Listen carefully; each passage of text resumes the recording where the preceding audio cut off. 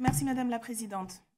Alors j'ai entendu beaucoup de nos collègues expliquer qu'il fallait être rationnel et dépassionné, mais je n'entends pas beaucoup de rationalité en fait dans leurs arguments. Puisque comme l'a très bien expliqué monsieur le rapporteur Coquerel, toutes les études scientifiques prouvent qu'il y a discrimination dans le contrôle aux faciès en France. Toutes les études scientifiques, il y a eu, oui, le CNRS. Vous vous rappelez ce que c'est, le CNRS? C'est un institut de recherche scientifique. Il y a ces études qui ont été menées, il y a eu des procédures judiciaires, il y a eu, et cela a été dit, des condamnations de la France à ce sujet. Donc les faits sont clairs. Pour les collègues qui parlent de la charge que cela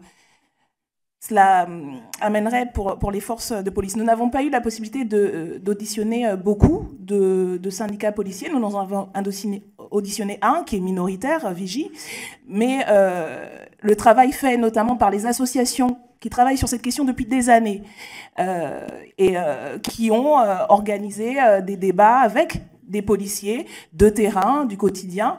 Ce que nous a dit le représentant du syndicat Vigie, c'est aussi que la réalité de la politique du chiffre, les pressions mises sur les policiers, le manque de formation, etc., participaient aussi à ce qu'à vous, les policiers, peut-être pas à leur hiérarchie, peut-être pas à notre collègue qui a cette longue expérience dans la gendarmerie, mais où ils sont amenés effectivement à cibler ce type de contrôle.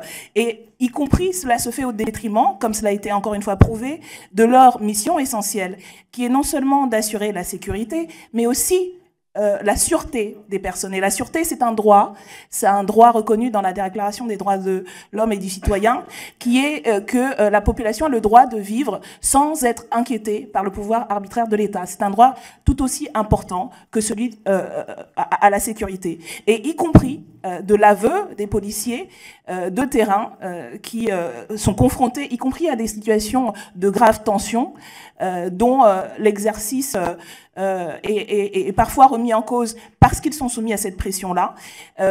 Il y a un problème dans notamment ces injonctions explicites ou implicites qui sont faites et cette pratique commune répandue. Donc encore une fois, à la fois objectivement et à la fois subjectivement dans tout ce qui est rapporté depuis des années. Et j'invite nos collègues qui n'ont peut-être pas encore fait à lire les rapports qui ont été faits sur ce sujet, le travail, encore une fois, des associations de terrain qui expliquent la démarche et qui expliquent, encore une fois, pour finir, pourquoi il ne s'agit pas d'opposer les citoyens, les citoyennes et les forces de police. Il s'agit justement de les rapprocher. Toutes les expériences menées dans d'autres pays montrent que cette pratique permet, le récépissé permet d'apaiser les tensions, d'améliorer le travail de la police. Mais il s'agit de répondre aussi de la part de la population à un sentiment, à une réalité de discrimination raciste, à un sentiment d'être des citoyens et des citoyennes de seconde zone, et qui participent justement de cette désaffection, je pense, dont faisait référence, à laquelle faisait référence notre collègue Wiśniewski, et qui provoque aussi, dans un certain nombre de cas, des drames. Notre collègue de LR parlait effectivement des situations des familles des policiers qui trouvent la mort dans l'exercice de leurs fonctions. Pensons aussi aux familles des victimes d'abus policiers, et quand des situations de contrôle systématique amènent à des violences, il faut aussi entendre la voix de ces familles-là. Donc, encore une fois, je comprends difficilement pourquoi est-ce que, y compris une majorité qui est si friande du « en même temps », n'arrive pas à concevoir rationnellement comment on peut faire à la fois, en même temps, une meilleure formation de la police, comment on peut en même temps, à la fois, renforcer le code de déontologie, comment on peut en même temps, à la fois, éventuellement mettre en place des caméras piétons qui sont expérimentées, là encore une fois, même si de l'avis de beaucoup d'associations, ce n'est pas suffisant. Il y a y compris des limites dans cette mesure, mais la mise en place d'un récépissé de contrôle d'identité est absolument inimaginable, rationnellement, objectivement.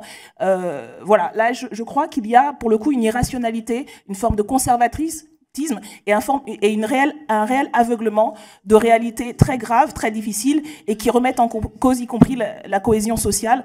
Et j'espère que la discussion, même si elle risque de tourner court vu les amendements de suppression que nous essaierons d'avoir aujourd'hui et que nous aurons, je pense, lors de la niche en séance, permettra de faire avancer au moins la réflexion individuelle, si ce n'est le vote collectif.